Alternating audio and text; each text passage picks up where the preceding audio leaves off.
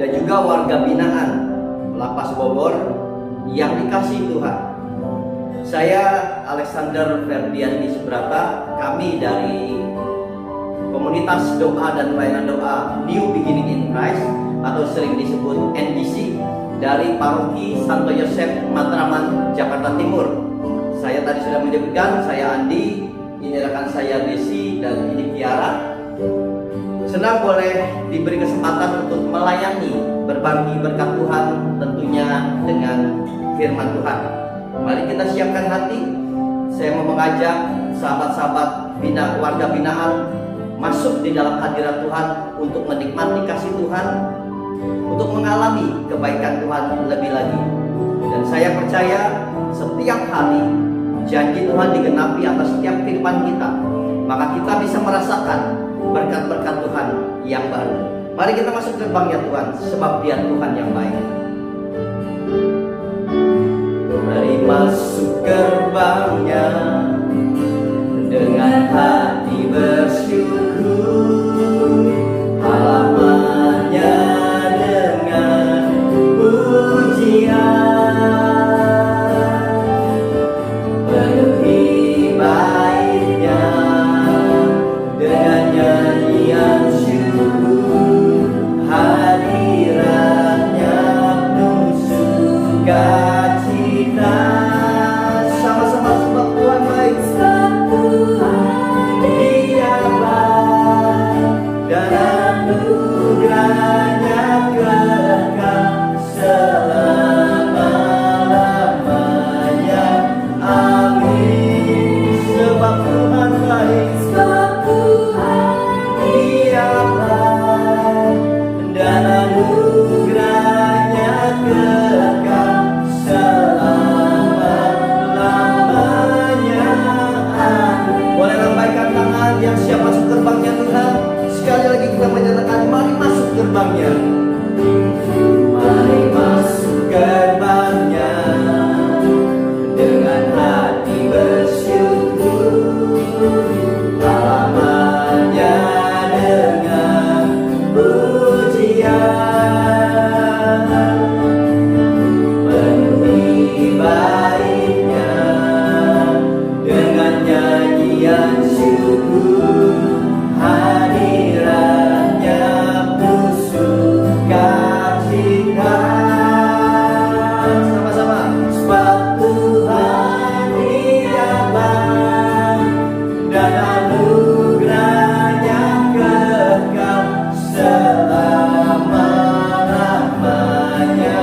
Amin. Sebab Tuhan baik, sebab Tuhan Dia baik, dan anugerahnya kekal selama-lamanya.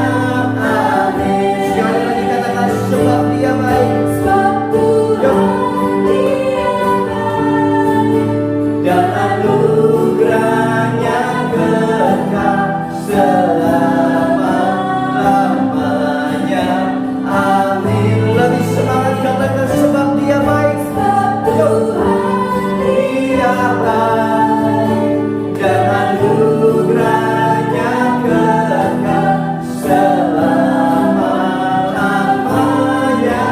Amin. Selama-lamanya, selama-lamanya, selama-lamanya, selama-lamanya, selama-lamanya. Amin. Berikan sorak-sorak yang meriah buat Tuhan kita, sebab Dia baik selama-lamanya. Dia baik atas setiap kehidupan kita. Amin. Bapak Ibu semuanya, kita bersyukur punya Bapa yang selalu mengerti keadaan kita. Apapun dan bagaimanapun keadaan kita akhir-akhir ini, Dia Bapa yang peduli, Dia Bapa yang mengerti.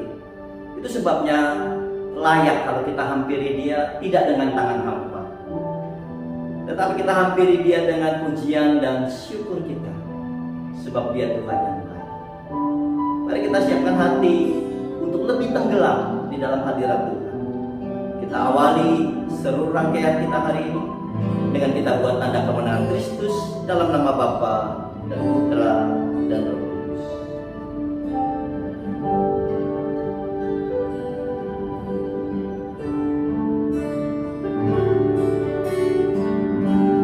Banyak yang kau perbuat di dalam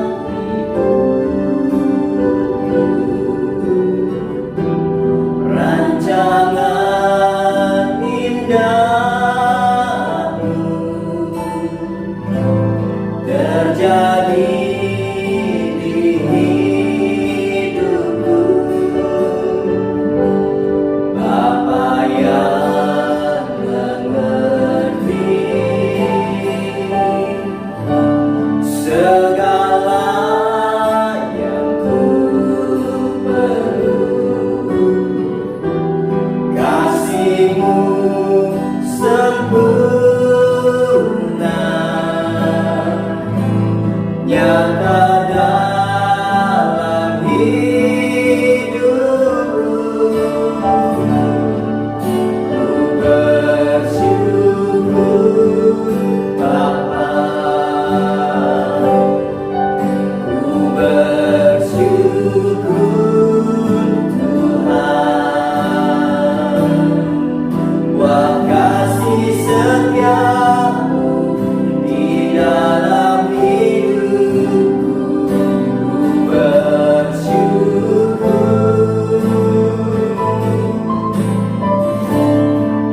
ku bersyukur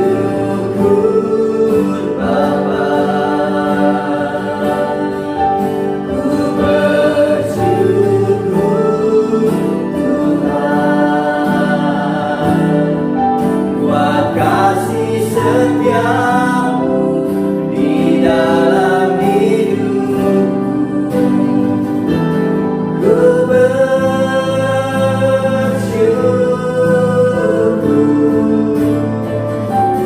Tuhan.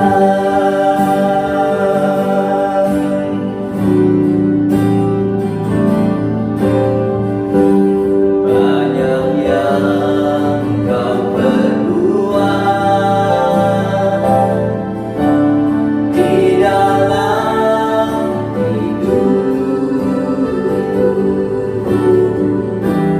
rancangan indahmu terjadi di hidupku. Bapa yang mengerti, Bapa yang mengerti segala yang ku perlu, segala yang ku perlu, kasih-Mu sempurna nyata dalam hidupku. Dengan tangan terangkat kami bersyukur Bapa, bersyukur Bapa, ku bersyukur Tuhan. Wah, kasih setia-Mu di dalam hidupku. Ku bersyukur, ku bersyukur, ku bersyukur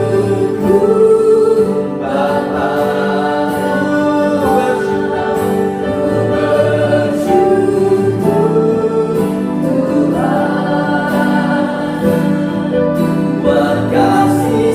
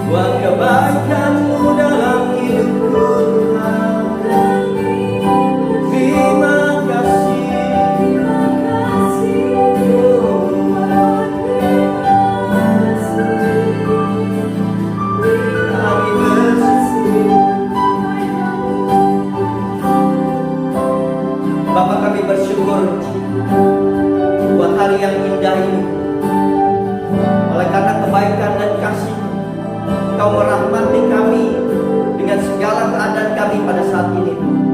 Kalau kami boleh keadaan sehat, tidak kekurangan satu apapun, semua karena kebaikan-Mu.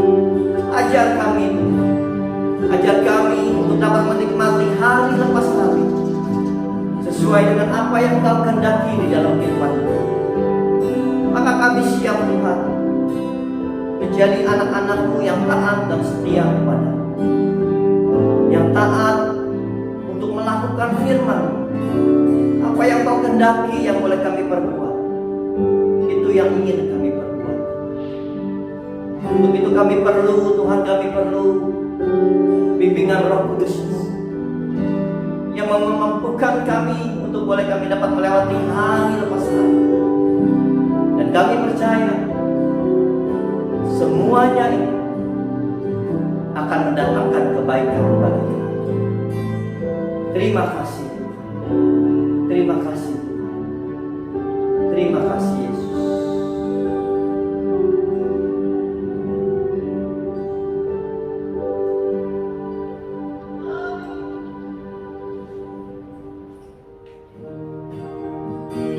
Firman Tuhan mengatakan, apa yang tak pernah dilihat mata, apa yang tak pernah didengar telinga, bahkan apa yang tidak pernah timbul di hati, Tuhan sediakan bagi kita semua. Sebab Dia Tuhan yang sanggup melakukan segala perkara yang bagi kita tidak mungkin. Bagi Tuhan tidak ada yang mustahil. Apa yang tak pernah dilihat mata,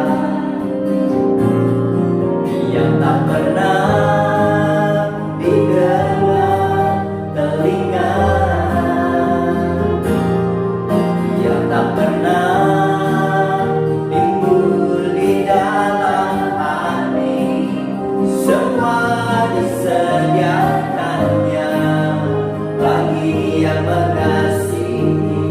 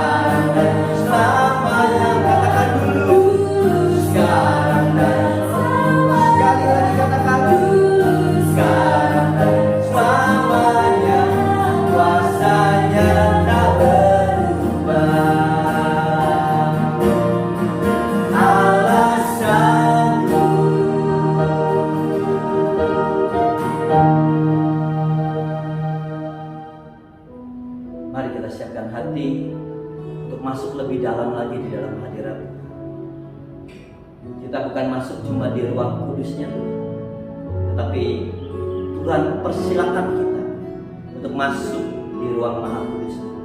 Mari kita berikan penyembahan, pujian yang terbaik bagi Tuhan. Sebab Yesus dengan segala kemuliaan senantiasa memberkati.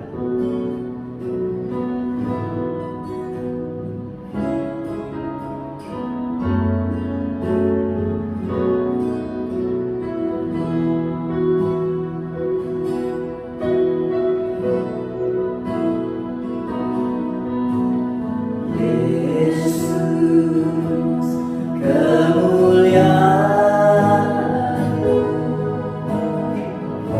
pulihkan hati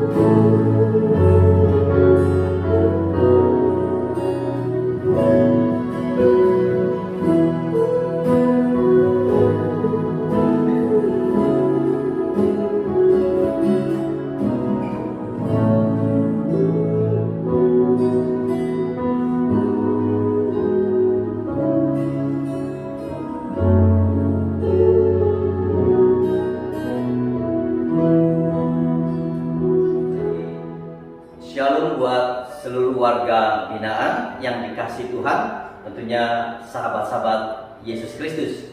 Senang saya diberi kesempatan untuk berkenalan walaupun lewat streaming.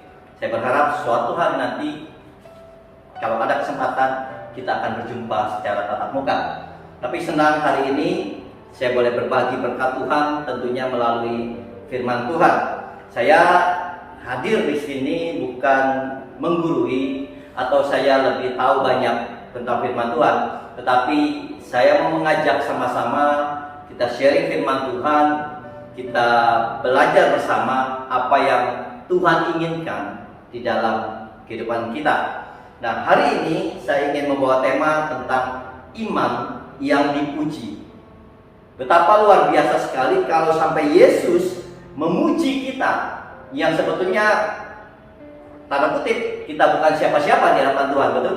Kita dibuat dari debu, lalu diangkat Tuhan, dijadikan kita mulia, ya, dari debu yang tidak ada harganya. Tetapi di dalam kehidupan kita, perjalanan kehidupan kita, Tuhan kalau kita lihat di Alkitab pernah memuji, bahkan yang luar biasanya yang Tuhan puji imannya adalah bukan orang Israel, bukan juga dari keturunan Israel, tetapi disebut orang Goyim. Sebetulnya kita ini termasuk orang Goyim, artinya kita kan bukan keturunan Israel, bukan orang Yahudi, tetapi boleh saya katakan seperti dicangkokkan. Kita bagian yang diterima Tuhan. Maka saya belajar untuk menjadi umat Tuhan, murid Kristus yang tahu diri. Oleh karena keberadaan saya hanya dicangkokkan, bukan umat yang langsung dari keturunan Israel, tetapi dicangkokkan. Tapi Yesus mau katakan bahwa semua orang, siapapun itu, ciptaan yang dihargai, ciptaan yang dimuliakan Tuhan, Tuhan mengasihi setiap kita. Itu sebabnya siapapun kita, apapun keadaan kita, Tuhan selalu memberkati kita. Nah, hari ini kita mau belajar dari, kita tahu dalam Injil sinopsis Matius, Markus, Lukas, ada orang-orang yang imannya dipuji. Salah satunya dari Injil Matius 8, yaitu soal seorang perwira Kapernaum. Kita tahu perwira adalah orang Romawi yang tentunya tidak menyukai Yesus Kristus, tidak menyukai orang-orang Israel, karena mereka adalah orang jajahan. Tetapi bayangkan, bukan satu kebetulan seorang perwira tentunya punya jabatan yang tinggi, punya prajurit minimal 100, harus bertemu dengan orang biasa, anak tukang kayu yang namanya Yesus Kristus. Bahkan Alkitab mencatat bukan cuma dia bertemu, tetapi perwira ini memohonkan doa untuk kesembuhan seorang hambanya. Bayangkan, dia punya kedudukan tinggi, punya jabatan tinggi, dia tuannya, harus mencari Yesus. Kalau boleh dikatakan dia merendahkan diri, ketemu orang jajahannya untuk meminta, memohon kesembuhan bagi hambanya, bagi budaknya, bagi pembantunya, bagi asistennya, bagi ajudannya. Bayangkan, berarti perwira ini punya kerendahan hati. Ya, dia bukan orang Israel, dia orang Goyim disebutnya, atau dia adalah orang Romawi. Tetapi dia mau bertemu Yesus. Nah, dikatakan bahwa hamba itu datang kepada Yesus untuk meminta kesembuhan bagi hambanya, bagi pembantunya, bagi budaknya. Itu sebab yang terkenal dikatakan perwira itu mempunyai iman yang luar biasa. Yesus berkata, iman yang seperti ini tidak kujumpai. Bayangkan, iman yang seperti perwira ini, iman yang seperti orang yang bukan Israel. Berarti di dalam orang-orang Israel, Yesus tak pernah jumpai iman seperti ini, seperti perwira ini. Maka Yesus sampai memujinya. Belum pernah aku jumpai orang yang punya iman seperti perwira ini. Bayangkan, apakah iman kita dipuji Yesus? Berapa banyak si perwira mengetahui tentang Yesus Kristus? Matius 8 ayat 10 dikatakan begini.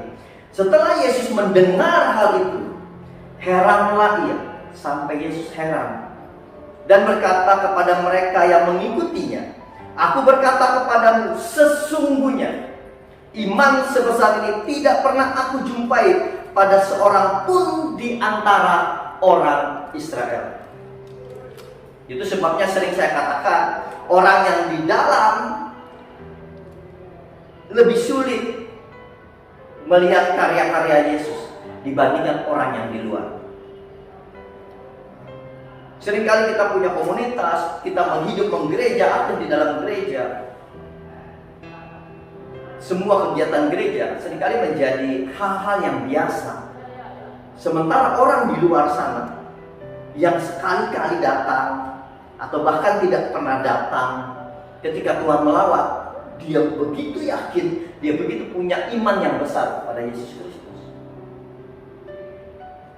Bayangkan, Yesus katakan tidak pernah dijumpai seorang pun di antara orang Israel.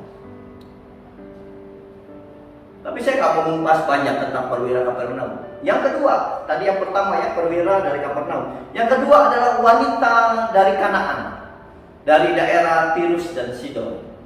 Ya, itu diambil dari Injil Matius 15. Ini kita akan belajar dari sini. Injil Matius 15 ayat 21 sampai 28. Saya bacakan. Lalu Yesus pergi dari situ dan menyingkir ke daerah Tirus dan Sidon. Maka datanglah seorang perempuan Kanaan dari daerah itu dan berseru, "Kasihanilah aku, ya Tuhan, anak Daud, karena anakku perempuan kerasukan setan dan sangat menderita." Tetapi Yesus sama sekali tidak menjawabnya. Lalu murid-muridnya datang dan meminta kepadanya, "Suruhlah ia pergi, ia mengikuti kita," dengan berteriak-teriak. Jawab Yesus, "Aku diutus hanya kepada domba-domba yang hilang dari umat Israel." Tetapi perempuan itu mendekat dan menyembah dia sambil berkata, "Tuhan, tolonglah aku." Tetapi Yesus menjawab, "Tidak patut mengambil roti yang disediakan bagi anak-anak dan melemparkannya kepada anjing." Kata perempuan itu, "Benar Tuhan, namun anjing itu makan remah-remah yang jatuh dari meja tuannya." Ayat 28. Maka Yesus menjawab dan berkata kepadanya, "Hai ibu, besar imanmu, maka jadilah kepadamu seperti yang kau kehendaki." Dan seketika itu juga anaknya sembuh. Demikianlah Injil Tuhan. Terpujilah Kristus. Kita lihat iman wanita yang kedua ini.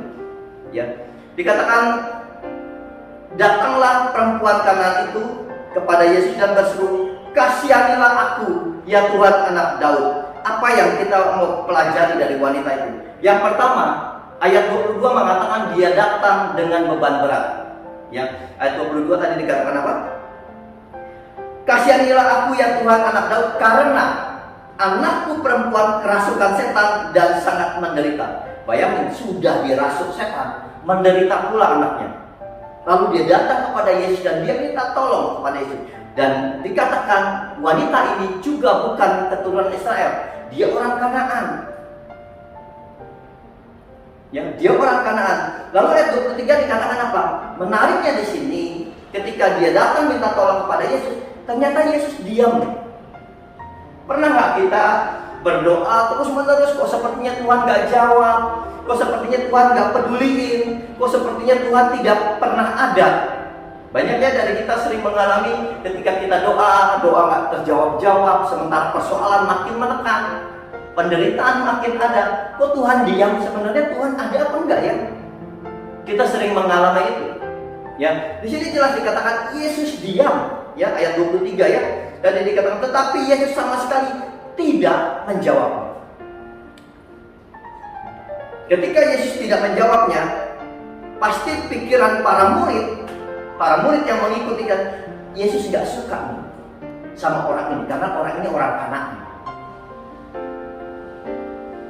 Kita ketika doa nggak dijawab, kita mulai berpikir, aduh, jangan-jangan Yesus nggak mengasihi aku. Aku orang berdosa. Mulai itu masuk pikiran-pikiran yang menghakimi diri, merasa bersalah, merasa berdosa. Padahal Yesus datang menebus dosa kita semua. Betul? Nah, seringkali kita mengalami keputusasaan kecewa kepada Tuhan karena Tuhan diam, Tuhan tidak menjawab. Ya, murid-muridnya pun berpikir Yesus nggak suka, makanya dia mengusir wanita itu supaya pergi daripada berteriak-teriak. Tetapi tahukah teman-teman semua, Yesus diam bukan tidak menjawab, bukan tidak mendengar, bukan mencueki perempuan itu, bukan tidak mau tahu tentang persoalan-persoalan yang dialami wanita itu. Tetapi Yesus diam adalah Yesus sedang meneliti kedalaman hati wanita itu. Kalau Yesus tidak menjawab doa kita, Yesus belum menjawab doa kita, Yesus belum sepertinya mendengar doa kita. Yesus sedang meneliti kedalaman hati kita. Karena seringkali oleh karena persoalan, tantangan hidup, persoalan yang kita hadapi, hati kita itu penuh. Kalau boleh saya katakan penuh dengan sampah-sampah. Bagaimana cara mengatasi persoalan, bagaimana memenuhi kebutuhan, itu penuh sekali sampai tidak ada waktu rest, kata Tuhan. Waktu kita bersaat teduh, waktu kita berdiam diri, waktu kita masuk di dalam kesunyian hati, nggak ada. Itu sebabnya Yesus mau mengatakan kepada wanita itu, berdiamlah dulu, tenangkan dirimu, teduhkan hatimu. Karena ketika orang teduh, orang masuk ke dalam kesunyian itu, baru dia bisa mendengar hikmat Tuhan. Maka di tengah kesunyian orang akan menemukan solusi persoalannya. Maka Yesus diam.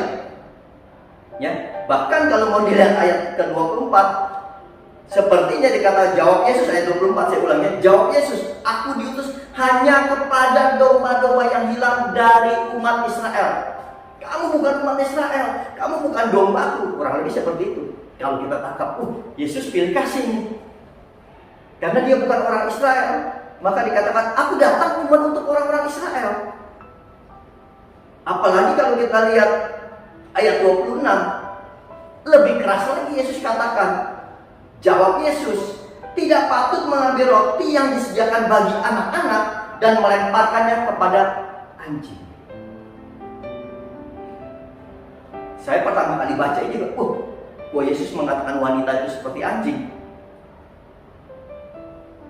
Kasar kelihatannya. Kenapa? Bagi orang Yahudi, anjing pada saat itu najis. Kenapa? Karena anjing itu liar. Pada zaman itu sangat liar. Bahkan dia makan, dikatakan ada mayat pun dia makan. Makanya jadi najis. Apapun dia makan. Jadi anjing itu sangat binatang yang tidak disukai oleh orang-orang Yahudi. Najis jangan. Nah, wanita itu dikatakan tidak baik, tidak patut mengambil roti yang disediakan bagi anak-anak dan melemparkannya kepada anjing. Kalau kita berpikir, kok Yesus kasar ya? Makanya perlu apa di sini? Perlu pengenalan akan pribadi Tuhan. Kita nggak bisa serta-merta melihat firman Tuhan lalu kita maafkan, kok Yesus pada saat itu nggak punya kasih kayaknya ya? Nggak bisa. Makanya kita perlu membangun relasi dengan Tuhan terus-menerus, apapun masalah, apapun persoalan yang kita hadapi, supaya kita mengerti maksud-maksud daripada Tuhan dalam kehidupan kita. Tahukah teman-teman semua, sebetulnya Yesus sedang mengajarkan kepada wanita itu tentang penyembahan. Seperti anjing, salah satu yang kita tahu penyembahan adalah proskuneo, yaitu seperti anjing yang menjilat tangan tuannya. Perhatikan wanita ini, dia nggak langsung pergi ketika Yesus mengatakan itu. Dia nggak merasa tersakiti, dia nggak merasa terhina, dia nggak baper kalau istilah zaman sekarang. Kalau kita malah gampang baper ya, udah deh nggak usah doa-doa lagi. Sampai buktinya keadaan kita masih begini kok. Udah nggak usah doa-doa lagi, ya nggak sembuh-sembuh. Kita sering baper loh sama Tuhan. Lalu kita nggak mau berdoa, kita kecewa sama Tuhan. Wanita ini enggak, padahal sudah kesannya kelihatannya Yesus kasar, udah didiamin, dikatakan dia bukan orang Israel, dikatakan anjing pula. Kalau wanita itu tidak mengerti tentang Yesus, tentang apa yang Yesus kehendaki, dia pasti baper, dia pasti tinggalkan Yesus. Ayat 27 dikatakan apa? Kata perempuan itu, benar Tuhan. Namun anjing itu makan remah-remah yang jatuh dari mejanya tuannya. Apakah kita seperti itu? Sampai Yesus berkata ayat 28, hai ibu, besar imanmu, maka jadilah kepadamu seperti yang kau kehendaki. Apa sih yang Yesus buat Yesus terkagum-kagum pada ibu ini? Iman apa yang dia katakan sebetulnya? Kalau kita lihat itu sebuah berjalan biasa. Kuncinya di sini. Di ayat 22. Waktu perempuan Kanaan, ya, bukan Israel, perempuan Kanaan datang kepada Yesus dikala dia mengalami tekanan oleh karena anaknya kerasukan dan menderita. Waktu kita datang kepada Tuhan, dalam keadaan apapun kita, tekanan apapun besarnya kepada kita datang tentunya dengan iman dan kepercayaan penuh kepada Tuhan yang adalah Bapa, yang adalah Tuhan yang mengasihi kita. Karena kita tahu Yesus, karena kita Katolik, karena kita Kristen, kita tahu Tuhan yang kita sembah. Wanita ini nggak tahu, tapi dia punya iman. Tidak terlalu mengenal dalam tentang Yesus, karena nggak belajar Taurat tentunya kan, bukan orang Israel. Mungkin selintas dia pernah dengar. Tetapi apa yang dia imani? Kasihanilah aku ya Tuhan, anak Daud. Dia menyebut Yesus anak Daud. Berarti wanita Kanaan ini, konsep di dalam dirinya tentang Yesus adalah Mesias. Bukankah Yesus anak Daud menjadi tagline-nya daripada orang Yahudi zaman itu? Pada zaman dulu, tagline utama di dalam kehidupan mereka, Mesias akan datang, yaitu yang dari keturunan Daud. Maka menjadi tagline-nya. Nah, dia orang Kanaan, tetapi dia punya mesianik, yaitu tentang Mesias. Dia tahu banget Mesias yaitu Yesus anak Daud. Maka dia sebutnya, kasihanilah aku ya Tuhan, anak Daud. Maka Yesus menangkap itu dari awal, sehingga dia lebih menyelidiki hati wanita ini. Luar biasa sekali. Kok bisa? Makanya Yesus bilang, kok bisa? Orang di luar Israel punya iman sebesar ini. Lalu iman orang Israel seperti apa? Buat imanmu dipuji Tuhan. Apapun keadaanmu, apapun kondisimu. Meskipun Yesus bilang anjing, tapi tahukah saudara, di Alkitab ada orang yang namanya anjing? Ada orang yang namanya anjing. Tahu di Alkitab? Kaleb. Anjing bahasa Ibrani itu Kaleb. Ya, dengan sepenuh hati. Kal itu sepenuh, leb itu hati, sepenuh hati. Berarti wanita ini pun datang kepada Yesus dengan sepenuh hati. Dia nggak baper, dia nggak kecewa. Dan wanita ini selalu konsisten. Konsisten, dia nggak goyah, dia nggak ragu. Meskipun Yesus ngomong A, meskipun Yesus dia konsisten. Dan itu tidak cuma teori. Dia buktikan.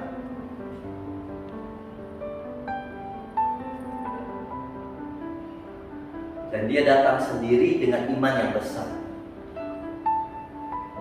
Ya, seringkali kita datang kepada Tuhan, kalau doa kita nggak dijawab, di tengah kesusahan, di tengah persoalan, kita mengalami banyak hal.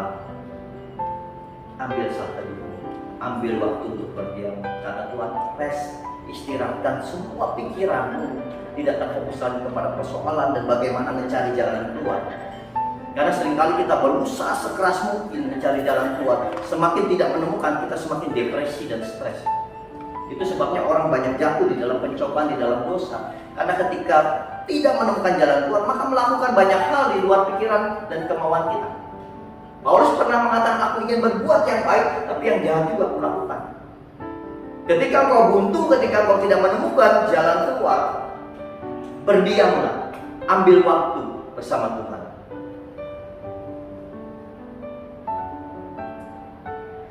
Karena sadar atau tidak sadar, suatu hari nanti kita akan ada di suatu tempat yang tidak nyaman, yang orang yang sayang kita pun nggak bisa ada bersama kita, yaitu yang namanya kuburan, tempat kesunyian.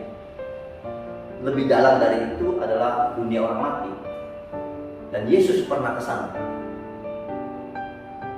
Itu sebabnya untuk apa Yesus membangkitkan Lazarus?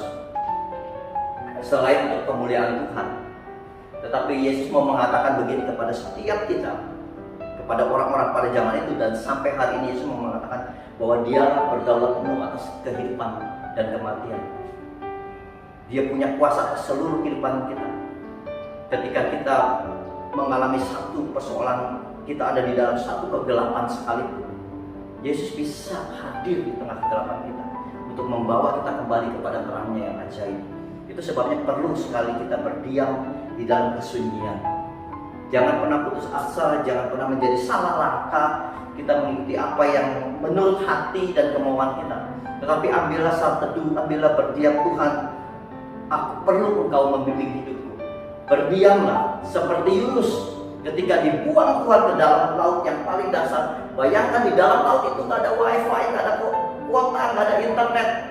Kalau anak-anak milenial sekarang itu stres, tidak ada wifi, tidak ada internet.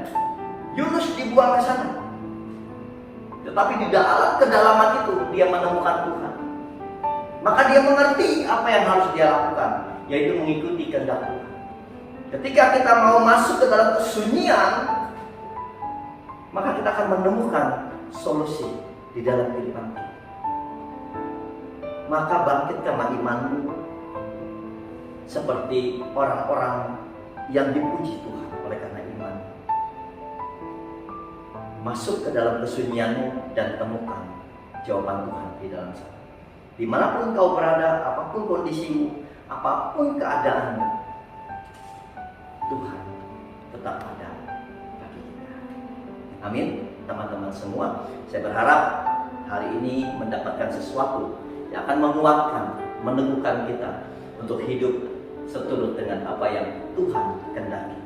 Bukan apa yang kita mau, bukan apa yang kita kehendaki, tetapi apa yang Tuhan kehendaki.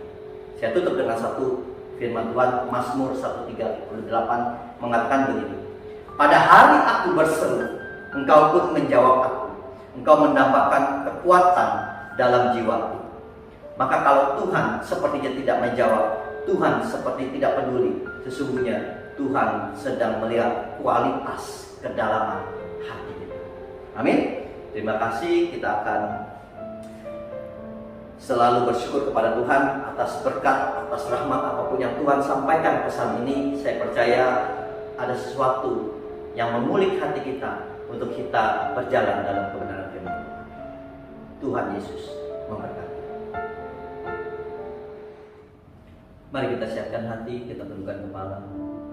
Bapa di dalam surga, kami bersyukur buat firman-Mu. Terima kasih Tuhan. Kami percaya Tuhan telah taruh benih firman-Mu di dalam setiap hati kami. Biarlah itu bertumbuh Tuhan, berbuah, menjadi berkat bagi kami, menjadi berkat bagi sesama. Terima kasih Tuhan, Engkau yang senantiasa mengingatkan kami, memberikan pesan kepada kami untuk hidup selalu benar di hadapan Tuhan. Maka kami perlu Roh Kudus-Mu yang senantiasa mendampingi kami, memberikan kekuatan, memberikan pengertian, hikmat dan kewahyuan untuk apa yang boleh kami kerjakan, apa yang boleh kami lakukan yang berkenan di hadapan Tuhan. Terima kasih ya Tuhan, kuatkan setiap kami, buka hati kami, biar kami boleh berdiam di dalam kesunyian kami, dan kami menemukan banyak solusi yang Kau sediakan bagi kami. Terima kasih Tuhan, demi Kristus Yesus Tuhan dan pengantara kami, Kau Allah kami hidup bersatu dengan Roh Kudus, berkuasa kini dan sepanjang segala masa. Amin. Dalam nama Bapa, Putra, dan Roh Kudus.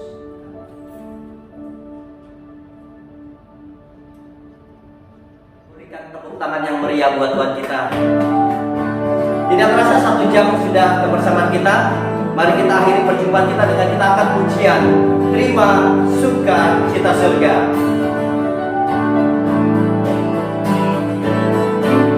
Sukacita surga, itulah kekuatan bagi jiwa, dapat rasakan kasih-Nya di tengah badan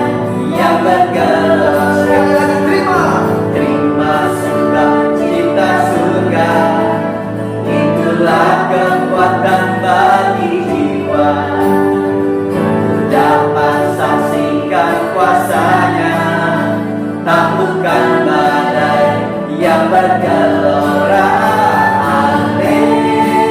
Haleluya, Kau ada dalam hatiku, takkan patah semangatku, takkan hilang kekuatanku. Haleluya, mau bersorak Aku mau bersorak bagimu. sukacita surga datang penuhiku. Mari sekali lagi kita menyatakan terima sukacita surga. Terima sukacita Cita surga, itulah kekuatan bagi jiwa. Dapat rasakan kasihnya di tengah badan yang bergelora. Terima sukacita surga, itulah kekuatan bagi jiwa. Dapat saksikan kuasanya, taklukkan badan yang bergelora.